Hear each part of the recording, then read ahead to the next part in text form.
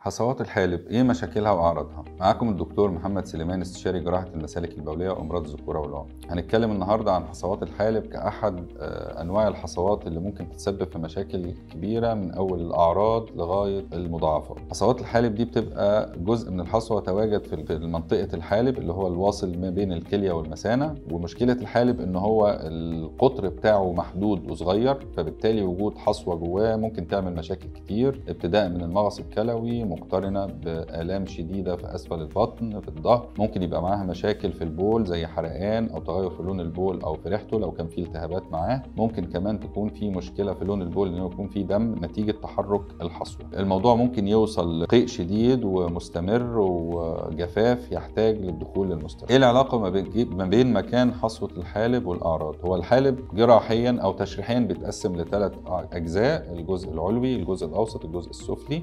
عموما هو يعني في تداخل كبير قوي ما بين الاعراض طبقا للمكان، بس لو هو في اعلى الحالب ممكن يبقى التسميع اكتر في منطقه الجنب من ورا، اللي هو منطقه الكلى، زي ما بعض الناس بيقولوا يعني جنبي وجعني، فبتبقى الكلى هي اللي بتألم. لو نزلنا تحت شويه ممكن الالام تبقى في مستوى السره او جنبها، ودي في بعض الاحيان ممكن حتى يساء تشخيصها على انها التهاب في الزايده لو كانت على الناحيه اليمين. لو بقى في الجزء الاسفل بتبقى الاعراض اكتر مرتبطه بالمثانه واسفل البطن ودخول الحمام كتير مع ضعف في تيار البول او نقط دم بتنزل اثناء التبول او بعدين. بنعالج حصوات الحالب ازاي؟ علاج حصوات الحالب بيعتمد على كذا عامل. اهم العوامل اللي بنعالج بيها ان احنا نشخص مظبوط حجم الحصوه، كثافتها، مكانها، وهل في اعراض تانية مرتبطه بيها زي ارتفاع في درجه الحراره او مشاكل تانية في المريض ممكن تتحكم او تحدد الطريق العلاجي اللي هنمشي فيه. في المجمل علاج الحصوات بيعتمد على علاج دوائي، ان احنا بندي بعض الادويه تسكن الالم وبعض الادويه تساعد على نزول الحصوه مع تشجيع المريض على شرب سوائل كتير.